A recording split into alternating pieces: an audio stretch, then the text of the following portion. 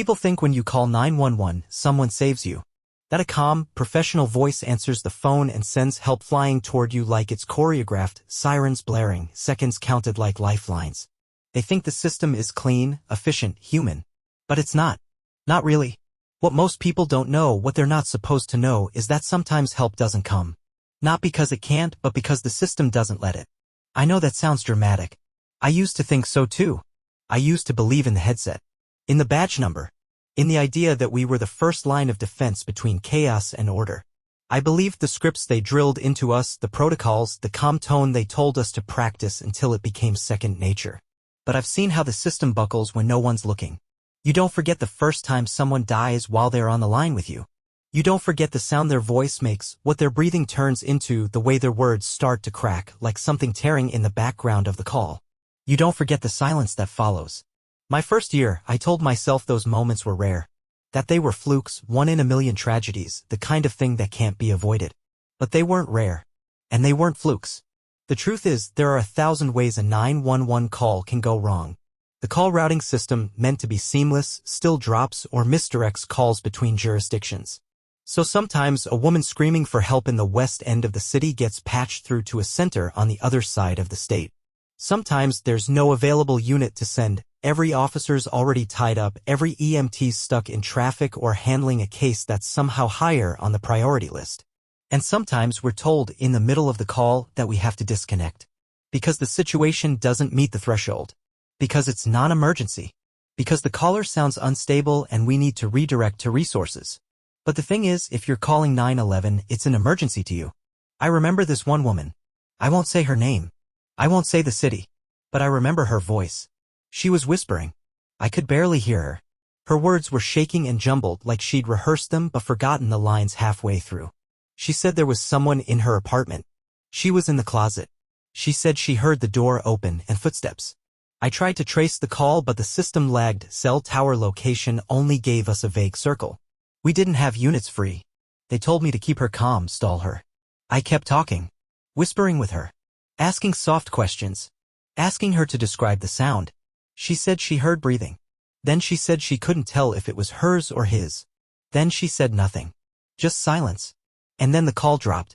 That night, I went home and stared at my ceiling until the sun came up. Next shift, I asked about the outcome.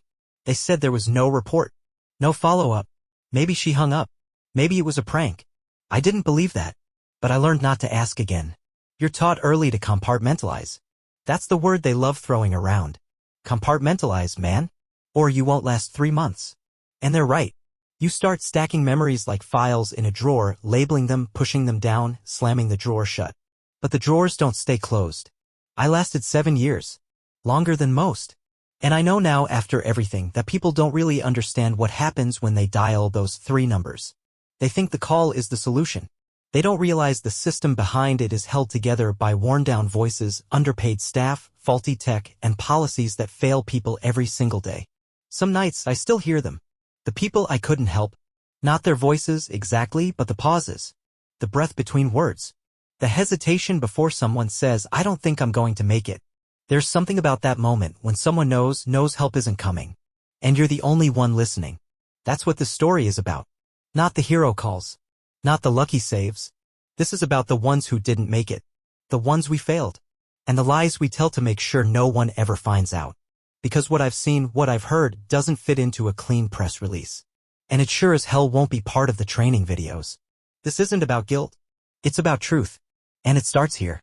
When I first started, I thought I was part of something important. I don't say that with irony or bitterness, I truly believed it. I was 25, still young enough to think I could handle anything, old enough to think I knew how the world worked. I had just left a string of dead-end jobs that never amounted to anything more than a paycheck and a growing pit in my stomach. I wanted something different, something that meant something. A friend of mine had been working dispatch for a while, said it was hard but rewarding. Said he liked being the voice on the other end when people had nowhere else to turn. He said it felt like he was useful even if no one ever saw his face. That idea stuck with me. Being useful. The application process was long background checks, psychological screening, simulations that tested your ability to multitask while someone screamed in your ear. I thought the simulations were over the top like something out of a movie. But later I'd realized they were toned down, cleaned up to be training appropriate. The real calls? They don't come in clean. They come in through static, sobbing, panic, bad connections, children who don't know their address, people bleeding out in back seats, men screaming through broken jaws. And there's no reset button. But I didn't know that at the start. On day one, they handed me a laminated chart labeled Priority Call Flow. Color-coded boxes showing the escalation path green to red. Medical emergencies. Fires. Assaults in progress. Each category had subcategories, each with a list of questions you had to ask before you could assign a code and dispatch. It looked clinical, logical, like the system was airtight. But what they don't tell you, what the chart doesn't say, is that everything depends on resources. It doesn't matter how urgent the call is if there's no one to send. You can have a man dying of a heart attack in his kitchen and still be told to hold for confirmation if the last available unit is 18 minutes out and the software flags it as a low viability case. You can have a domestic violence situation and still have to ask a woman whispering through tears if the attacker is actively present and posing an immediate threat just to tick the right box. Sometimes you want to scream into the headset, does it matter? Just send someone. But it does matter. Because that headset, it doesn't run on compassion. It runs on budget approvals, call quotas, dispatch queues, and policy manuals written by people who have never taken a real call in their lives. They say the center I worked in covered around 750,000 people. During the day, we had maybe a dozen operators. At night, that number dropped to 6. If someone called and got put on hold, they were greeted with a recorded voice saying, "Your call is important to us. Please do not hang up." I always hated that. The lie of it. The way it turned a moment of life or death into something you'd expect from a customer service line. And people do get put on hold. That's not a myth. I've had 5 calls stacked at once, 2 flagged as priority medical, 1 for a missing child, another for a bar fight, and 1 woman just crying into the phone with no words. I had to drop the crying woman. Policy said to move on if they can't give location or details within a certain window. But she called. That means something happened. You start doing mental math that eats at you later. Who gets help? Who doesn't? Who might be bleeding out while you walk someone else through CPR? People think we just patched them through to responders. They don't realize we are the responders until units arrive. We're the only thing between someone and the void. I remember a guy mid-30s, I think. He called because he'd accidentally shot himself in the leg while cleaning his gun. You'd think, okay, that's straightforward. Except he lived out in the rural edge of the county and we had a 28-minute ETA on medics. He was trying to keep pressure on the wound, but he was getting cold. Started slurring his words. And I'm there on the line, repeating. Stay with me. You're doing great. Help is on the way. And I meant it. But I also knew the truth. If the bleeding didn't stop, he might not make it. You learn to lie a little. You say what you have to keep them awake, focused. Even when you know the odds are turning. Even when you can hear death inching in, second by second. There's no buzzer that goes off when someone dies on the line. No light flashes red. It just goes quiet. And you sit there waiting. Sometimes they call back. Sometimes they don't. We weren't allowed to follow up. That's something most people don't realize. There's no closure for us. You hang up, log the incident, and take the next call. The system wants clean transitions. Emotions get in the way of metrics. You're taught not to ask what happened afterward. Because asking means caring, and caring means carrying. And the more you carry, the heavier it gets. At first, I tried to keep a journal. Names redacted. Details blurred. Just fragments, things I didn't want to forget. But after a while, I realized I was writing the same things over and over. Same cries. Same failures. Same gut feeling that no one outside this job would ever understand what we really do. People ask why I left. But I didn't just leave. I broke. Slowly. And the worst part? It didn't come from one big moment. It came from all the little ones. The slow erosion of faith. That's what I want to talk about next. Because believing in the system is easy when you're not on the other end of the call. And when you are, you start to see just how thin the line really is. The thing no one tells you before you start this job is how many types of silence there are. There's the dead air of a dropped call. The tight, breathless silence when someone's hiding, afraid to make even the smallest sound. The sudden, jarring silence when a phone is ripped away. And then there's the worst one. The kind where you know, without anyone saying it, that something final has just happened. You learn to read silence the way some people read faces. Because in this job, you don't get expressions. You don't see tears. You get tone. You get the rhythm of someone's breathing. You get how long it takes for them to answer. And eventually, you start to feel when something's off, before the words ever come. It's like your brain rewires itself. Hypervigilance becomes the default. That awareness, it doesn't shut off when your shift ends. It follows you home. You'll be at a grocery store and overhear someone talking on speakerphone, and your ears perk up at the panic in their voice. You'll hear a siren in the distance, and your gut does this automatic thing. Like you should be logging the call, pulling up the dispatch screen. It doesn't stop. There's a word we used in the center: stacking. It refers to when multiple calls come in faster than we can answer them. Each one gets stacked, placed into a queue, ranked by urgency. The computer system flashes a tiny number next to each one, like a waiting list. The bigger the number, the longer that call's been waiting. It sounds clinical, until you realize each number is a person. Each number is a voice, pacing or bleeding or sobbing, waiting in line for help. There were nights where we had double-digit stacks, 15 calls deep, and management's solution? Work faster, prioritize, stick to the script. But people don't call 911 with a script. You try telling a mother holding her blue-lipped infant that she's number 8 in the queue. Try telling a man with a gun to his head that he needs to stay calm while you go verify location and contact history. There was one call I still can't talk about without getting that tight feeling in my chest. It was a boy, young, maybe 10. He said his dad wasn't waking up. He said his mom was already gone. He said he didn't know what to do. I could hear the TV still playing in the background. Cartoons. He was whispering, like he thought if he spoke too loud he'd break something. He kept asking, "Is someone coming?" And I kept saying yes. I said it again and again, hoping it would be true. But I knew.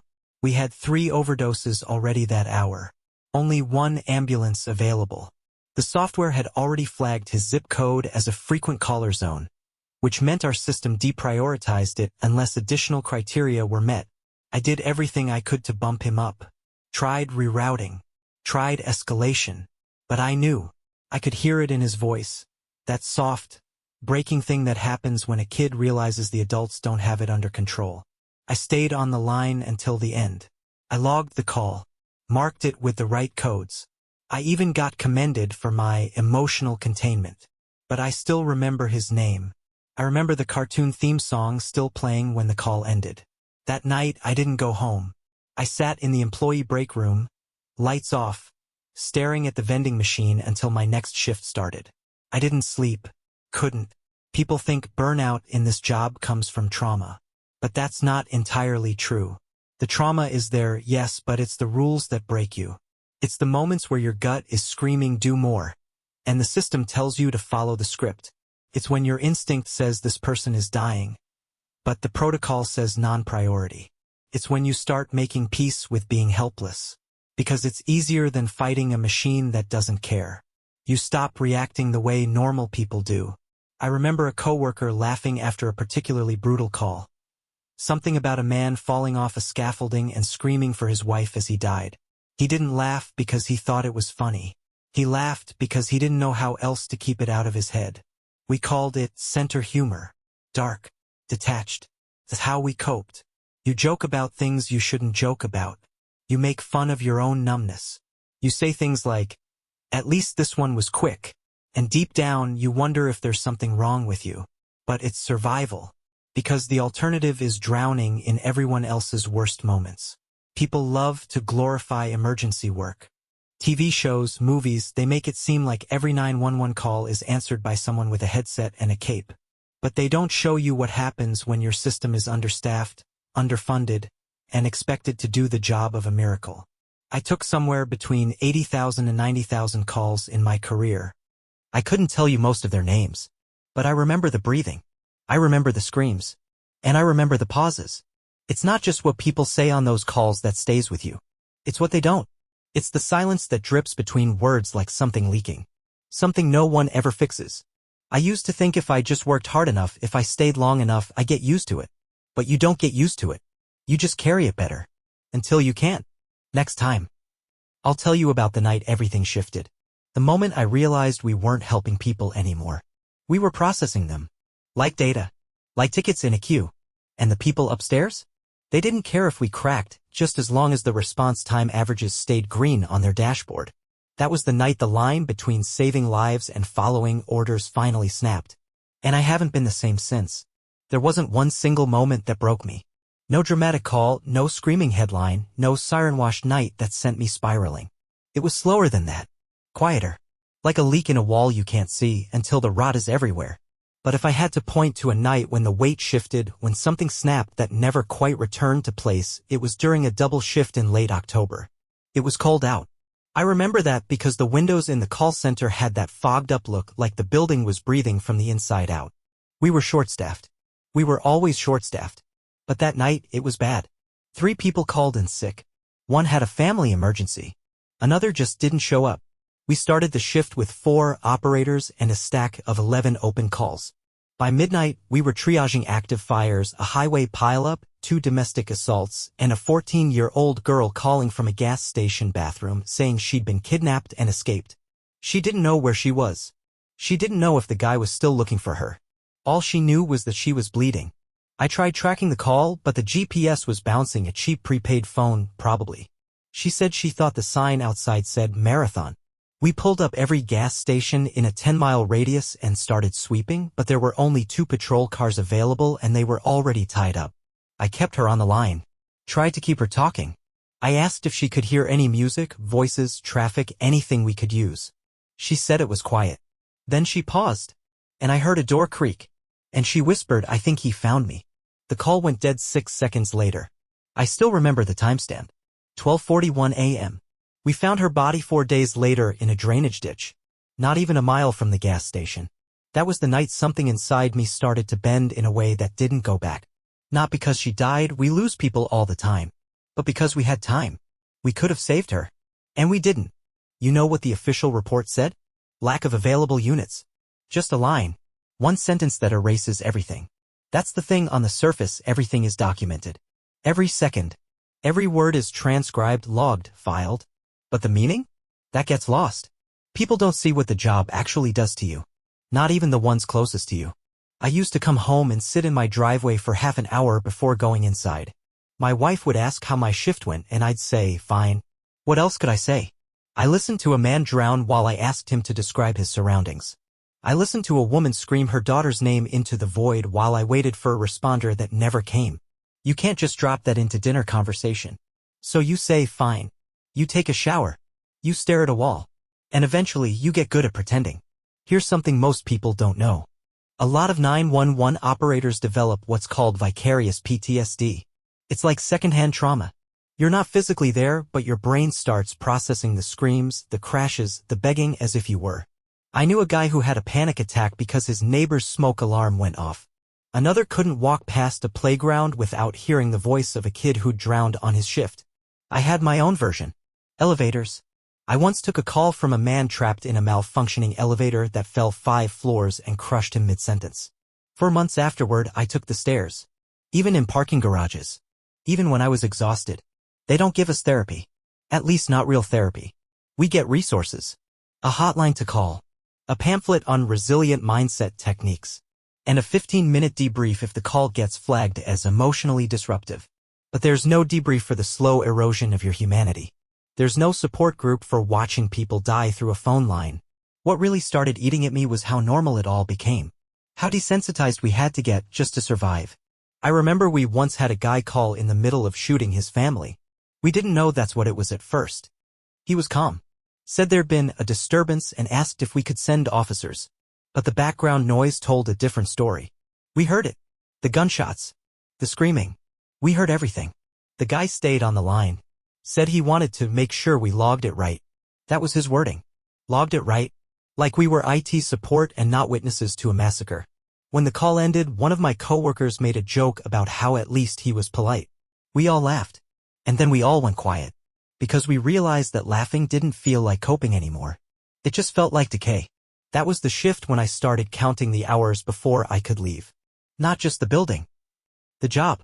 I think you only really know it's time to go when the calls stop affecting you. When someone's crying and you just stare at the screen, typing the report like you're filling out a tax form. When someone screams, "Please help me," and you already know help isn't coming fast enough. And your heart doesn't even flinch. That's when I knew. Not that I was broken, but that the job was. And I couldn't unsee it. Not anymore. Next time, I'll tell you about what happened when I started asking questions. Not big ones, just small, human ones. Like, why don't we have more staff? Why do we keep cutting corners? Why are we pretending this system works when we all know it's collapsing from the inside? I thought maybe someone would care. But I forgot the first rule of the job. Don't make it harder for them to look away. You'd think the system would want us to speak up when something feels wrong. That they'd want feedback. After all, we're the ones on the front line, our ears are closer to the bleeding edge than anyone's. But that's not how it works. The truth is, you're not hired to think. You're hired to process. Follow the script. Enter the data. Route the call. And move on. But after that October shift, after that girl was found dead in a ditch, I couldn't just move on anymore. I wasn't trying to start a rebellion. I wasn't shouting from the rooftops. I just asked a question. I went to my supervisor, let's call him Gary, and I asked, calmly, why didn't we have more units that night? Simple question, right? Not accusatory. Just looking for clarity. Gary sighed, rubbed his face like I just handed him a math problem, and said, "That's above our pay grade, man. You know that." But I didn't know that. And I didn't like the way he said it. So I asked again, is it a staffing issue? Budget? Why does it keep happening? And that's when he gave me the answer I still think about. He said, because if people knew how often we're flying blind, they'd lose their ***ing minds. Asterisk. He said it like a joke. But there was something in his eyes. Something hollow. And suddenly I realized he had asked the same questions. Once. Probably years ago. And now? He'd learned to stop asking. The deeper I dug, the more I saw how carefully the dysfunction was being managed. Not fixed. Not addressed. Just managed. Call volume was going up always. But staff? We were lucky if we held steady. The turnover rate in our center hovered around 30 to 40% annually. Some people didn't even make it through training. Others cracked within the first 6 months. We had one guy, Tony, who locked himself in the janitor closet during a shift and refused to come out. All he kept saying was, I can still hear her. We never saw him again after that night. And still, the call center kept churning. New faces came. Old ones burned out. And the phones never stopped ringing. Management's solution? Call quotas. Yeah. We were literally scored on how many calls we handled per hour. Not how many lives we saved. Not how well we listened. Just how fast we moved people through the system. You were expected to keep your handle time under a certain average 6 minutes for priority calls, 3 minutes for everything else. If you went over too often, you got flagged. Too many flags? Performance review. And God help you if you got written up more than twice in a quarter. So we cut corners. We rushed people. We started talking like machines. 911, what is your emergency? What's the address? What's happening now? Are they breathing? Are they conscious? Stay on the line. Click. Next call. Even when someone was begging you to stay with them. Even when your gut told you this one needs more time. But time wasn't ours to give. It belonged to the metrics. We had this dashboard screen in the middle of the call floor. Big, bright, impossible to ignore. It showed live statistics, call wait times, unit response times, call counts per operator. It looked like a scoreboard. And that's exactly what it became. I once heard a supervisor say, "We're not in emergency response, we're in queue management." And he wasn't wrong. The longer I worked there, the more I realized the system wasn't designed to save people. It was designed to make it look like we were saving people. Everything we did was about optics. Average response time under 9 minutes? Great. Never mind that it's an average, which means for every 4-minute miracle, there's a 15-minute tragedy no one talks about. Never mind that some neighborhoods always wait longer. Never mind that low-income areas got flagged as high-risk zones, meaning units would wait for police clearance before entering, costing precious minutes. It wasn't about help. It was about the illusion of help. I brought that up once at a team meeting. I said, shouldn't we be talking about why certain areas always wait longer for help? The room went silent. Someone chuckled. Someone else changed the subject. And Gary? He pulled me aside afterward and said, listen, I get it. You care. But this isn't the place to fix it. Just do your job. Just do your job. I started hearing that phrase everywhere. When an elderly man died because it took responders 22 minutes to find his apartment in a poorly mapped complex. Just do your job. When a teenage girl overdosed while I was still trying to verify if the pills were opioids or benzos per protocol. Just do your job. When a woman bled out in her car after being shot and we had to wait for law enforcement to declare the scene secure. Just do your job. The more I heard it, the more I understood what it really meant. It meant, don't ask questions. Don't think. Don't care too much. Just move the problem along. And I tried. I tried to numb myself. I started doing yoga. Started drinking. Started reading philosophy, stoicism mostly. I told myself I was being pragmatic. That I was surviving. But it didn't last. Because the problem with feeling too much is that it eats you alive. But the problem with feeling nothing? Is that it hollows you out? And eventually you're just a voice on the other end of the line. Repeating words you no longer believe. Telling people help is on the way. When sometimes you know damn well it's not. Next time I'll tell you what happened when one of our own called in. Yeah. One of us. A dispatcher. Calling 911. And how that moment showed me more clearly than anything else what this job really values. Because if they won't come for one of their own, what hope does anyone else have? Her name was Marissa. She sat 2 desks over from me, worked swing shifts, and always brought in those little fruit cups with the foil lids. You'd hear that metallic crinkle in the lull between calls, followed by the soft scrape of a plastic spoon. It was one of those ordinary, forgettable sounds until it wasn't. Marissa wasn't new. She'd been working the call center for 4 years, long enough to know the game, short enough that the cracks were just starting to show in her voice. You could hear it if you listened closely. Not in what she said, but how she paused between sentences. How her tone held just a second too long on the word okay, like she was trying to convince herself it still meant something. I never thought she'd be the one to break. It happened during an overnight shift. Tuesdays, I think. Tuesdays were usually quiet, statistically fewer calls, fewer disasters. But that night, everything was off. The system lagged. The call queue kept freezing. One of the CAD terminals crashed and didn't get rebooted for 40 minutes. Marissa looked pale that night. Not sick, just drained. Her headset wasn't even sitting right, tilted slightly like she'd put it on out of habit and forgotten to adjust it.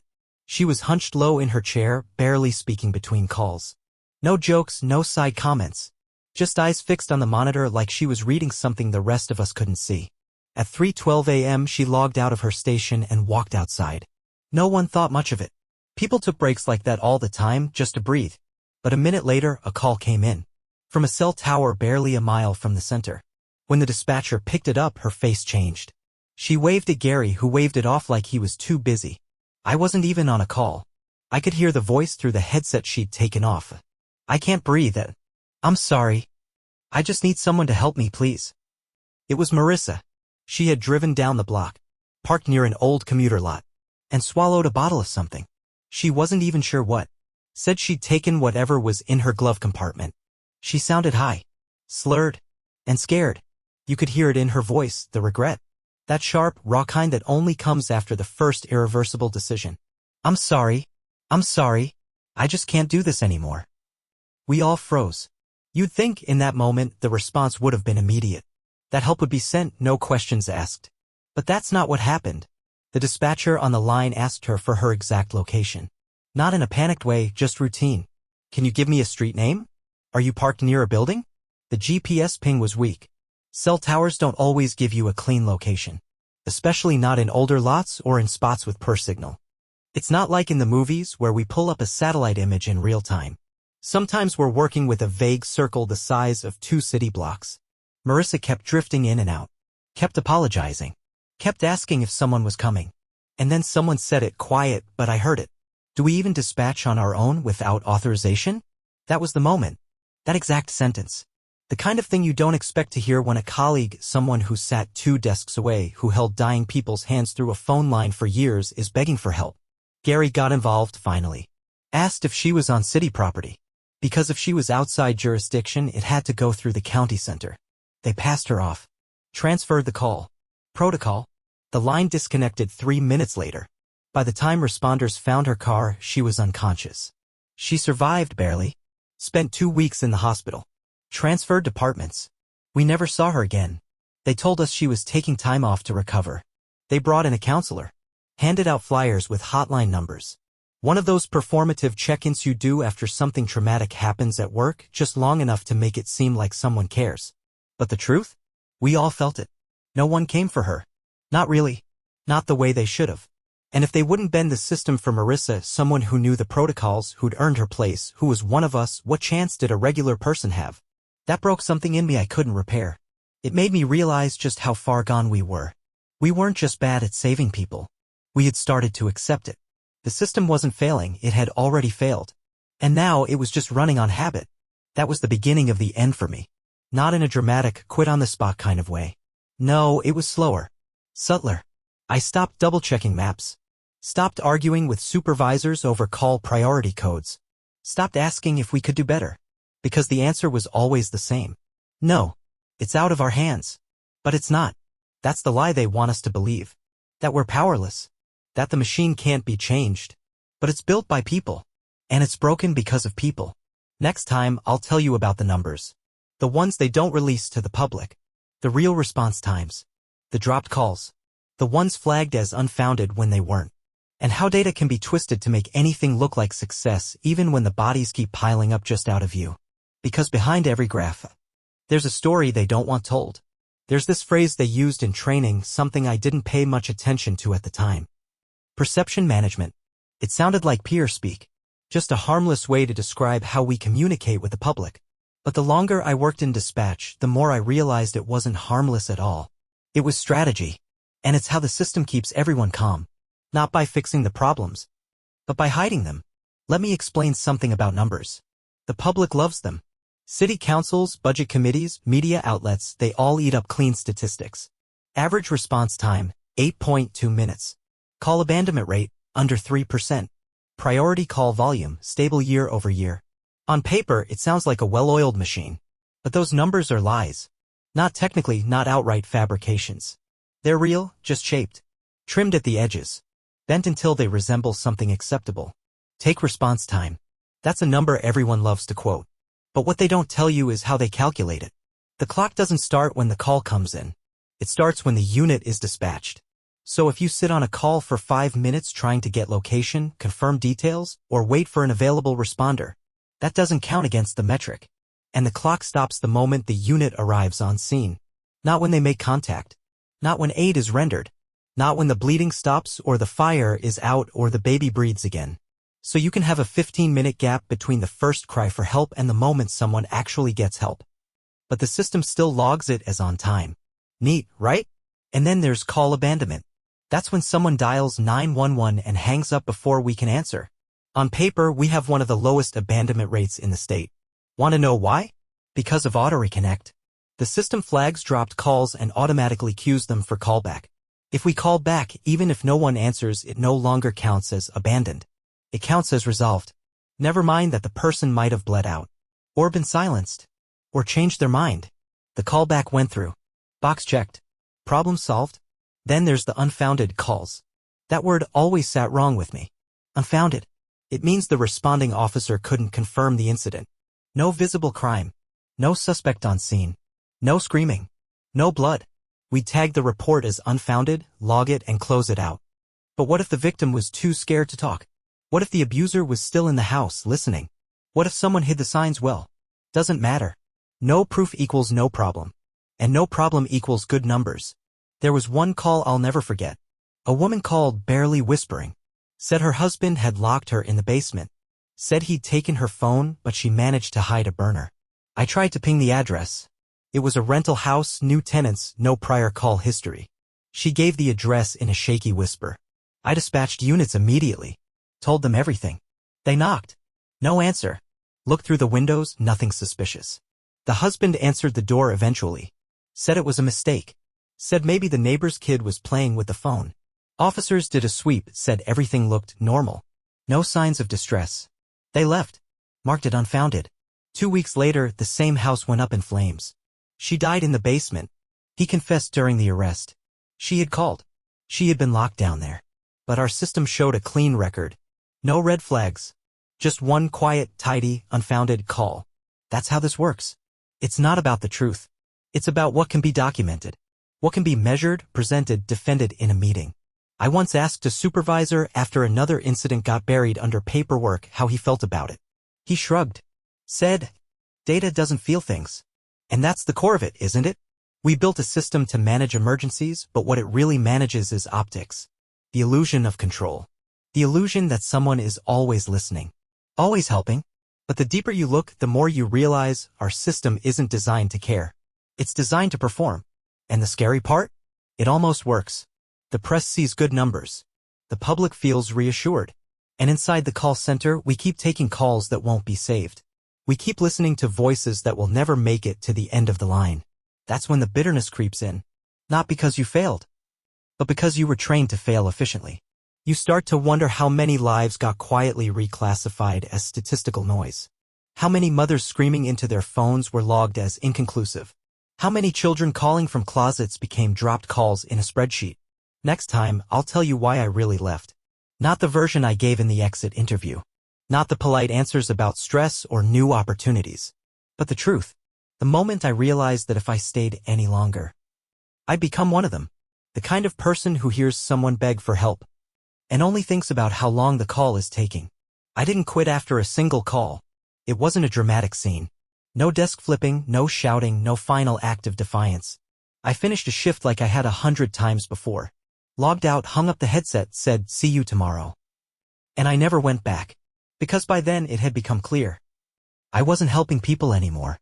I was processing them. Like tickets in a system. Like broken parts on a conveyor belt.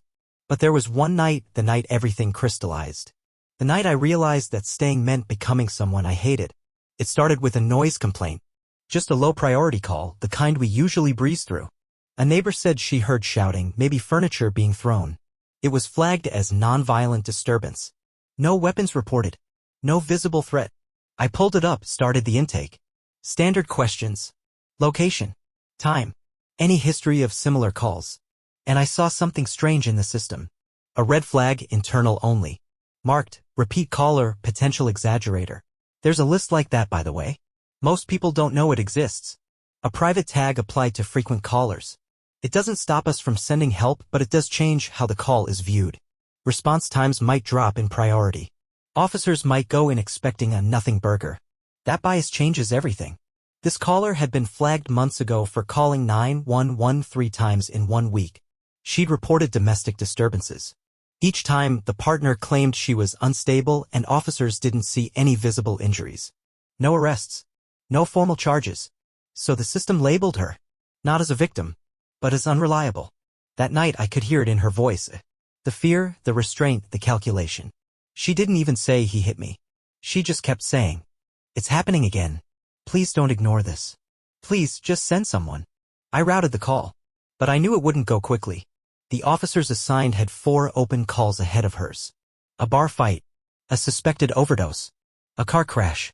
On paper, she wasn't bleeding. So she waited. I stayed on the line with her longer than I should have. Broke protocol.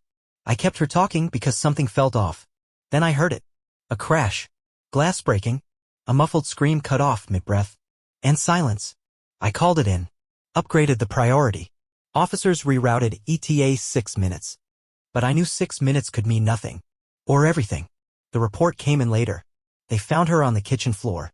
Concussion. Broken wrist. She was lucky. If that word even applies. The man was arrested.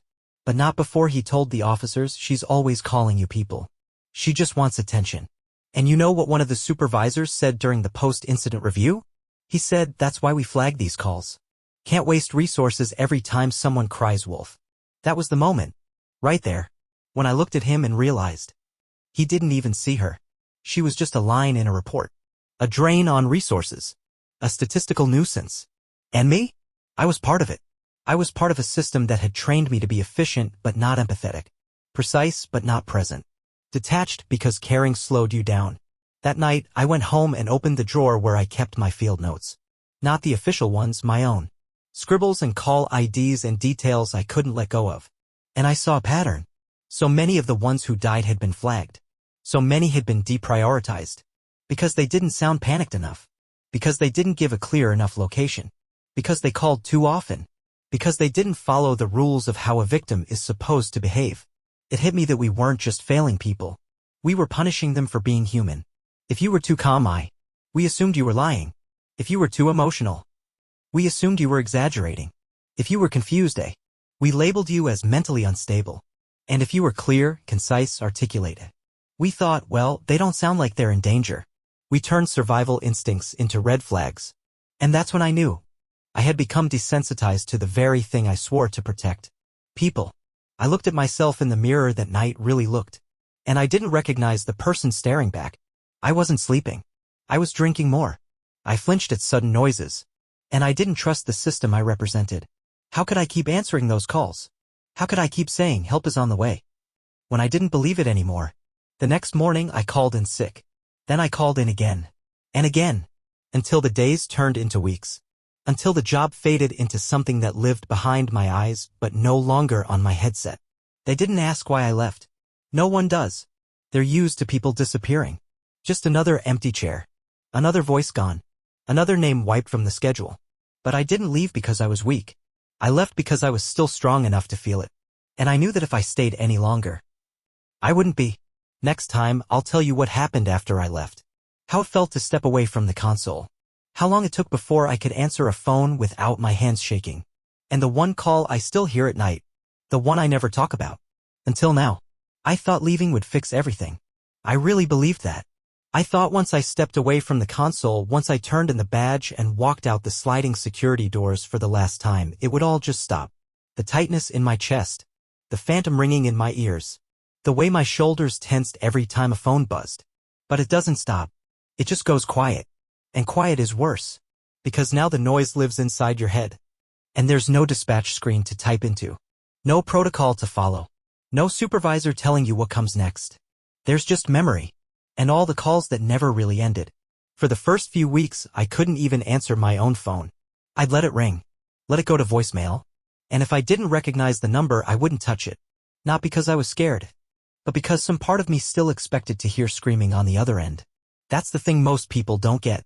When you've spent years answering calls that begin with panic and end with silence, you start bracing for it every time. I tried to live normally. Applied for other jobs. Administrative work. Logistics. Stuff with no emergencies, no alarms. But it never felt right. Sitting in front of spreadsheets, listening to people complain about printer issues or missed deadlines. I'd nod and smile, but inside I was thinking, you have no idea how lucky you are. You have no idea what a bad day really is. There was one call, one I haven't talked about until now. The one that still follows me into sleep. Not because it was the worst, but because of how normal it seemed at first. A little girl. Maybe 7, maybe 8. Calling from a landline are rare these days, but it gave us a clean location. She said her mom wasn't waking up. Her voice was steady. Too steady. That's what struck me. Not the panic. Not the crying. But the quiet certainty in her tone. I asked if she could tell me where her mom was. She said in the kitchen. On the floor. She spilled juice. Except I knew it wasn't juice. I asked if she could go over and talk to her. She said I already did. She's cold. There was no background noise. No chaos. No yelling. Just silence. She asked me if she'd done something wrong. If it was because she didn't clean her room. And I froze. That almost never happened to me. I prided myself on composure. Even during the worst calls. But that one hit something I didn't know was still vulnerable. I told her she hadn't done anything wrong. That help was coming. That she was brave. That she was safe. And I stayed on the line until the responders got there. After the call ended, I stepped into the hallway, put my hands on the wall, and dry heaved. She was the last call I took before I handed in my resignation. I didn't know it at the time. But I think some part of me did. Because that was the moment I realized what the job had taken from me. It wasn't just the sleep. Or the nerves. Or the peace of mind. It was my ability to see people without imagining them on the worst day of their lives. Every stranger became a potential call. Every mother holding her child. Every teenager with headphones on a street corner. Every man driving too fast through an intersection. I'd look at them and think, someday someone's going to call about you. And I won't be there to answer. That's what haunts me now. Not the ones I couldn't save. But the ones I did. And what they had to live with afterward. Because survival doesn't mean healing. We don't follow up. We don't know what happens after the sirens fade. We just close the ticket. Mark the case. File it away. But the people on the other end? They carry it forever. Just like we do. Sometimes I'll hear a voice in a crowd that sounds like one I lost. Or I'll see a news article about an overdose or a domestic incident and I'll wonder, was that one of mine? Did I take that call? Did I tell them someone was coming? When maybe no one was. You don't forget those lies. Even when you had no choice but to tell them. And the system? It keeps moving, keeps recruiting, keeps churning through new operators like coal in a furnace. And the stats look good. The press releases are clean. The dashboard lights are green. But underneath, there's rot. And no one wants to talk about it.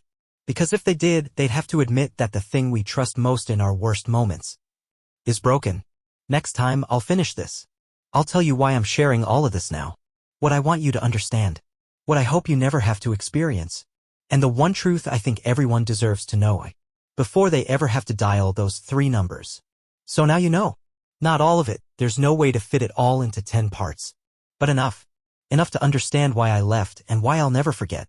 I used to think of myself as a bridge. Between chaos and calm. Between the person screaming for help and the person running toward them. That's what we're told we are. That's what the job description says. But what they don't say is how thin that bridge becomes. How fragile. How easy it is to fall through the cracks. I was trained to remain calm. To follow the script. To log every word, every address, every desperate breath. Then move on. Call by call. Hour by hour. Week by week. But what happens when you can't move on? When the calls don't fade, they accumulate. Not like memories, but like scars. There are parts of me that never came back from that room. And I've accepted that.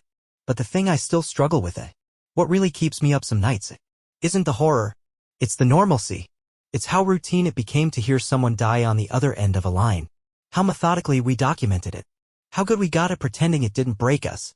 You hear the word burnout and you think of stress or fatigue. But that's not what happened to me. I didn't burn out. I eroded. Slowly. Quietly. Until the part of me that believed we were helping just wasn't there anymore. And still, the calls keep coming. New voices, new tragedies, new operators trained to speak with empathy while remaining emotionally sterile. That's the system. And it's not unique to my city or my center. It's everywhere. Because it's built that way. Efficient. Measurable. Cold. If you've never had to call 911, you probably think it's a lifeline. You think someone's always ready, always alert, always capable. And sometimes, yes, sometimes that's true. But more often than you'd ever want to believe. You get someone who's been on back-to-back trauma calls for 10 hours, running on vending machine coffee and half a soul. You get someone who just listened to a mother scream until she went quiet. You get someone who's truly trying, but knows that help might not get there in time. And we don't say that. We never say that. We say help is on the way. Even when it isn't. So why am I telling you all this now? Because someone has to. Because there are people sitting behind headsets right now listening, typing, dispatching, while no one thinks about them at all. Because there are broken systems hiding behind clean metrics. And until someone speaks up, they'll keep hiding. And maybe, because I'm still trying to forgive myself for the calls I couldn't fix. For the voices I can't unhear. For the names I never knew, but still carry. So now I'm asking you, have you ever called 911? What was it like? Were you helped? Were you heard? Or did you hang up and feel like no one was really listening? I want to hear from you. Not for clicks. Not for content. Because this isn't just my story. It's a shared one. A story about trust and hope, and what happens when institutions stop functioning the way we believe they should. And maybe you've never worked dispatch.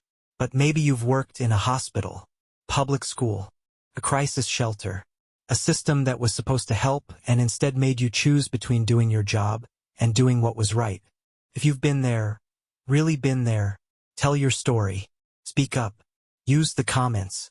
Share this with someone who still believes the system always works. Because sometimes the most important calls don't come through 911. They come from people like us, talking after the fact, finally telling the truth, even when it's years too late. If there's one thing I want you to take away from this, it's this: the system only changes when people stop pretending it works. And maybe, just maybe, you are the next voice someone needs to hear. Thank you for listening.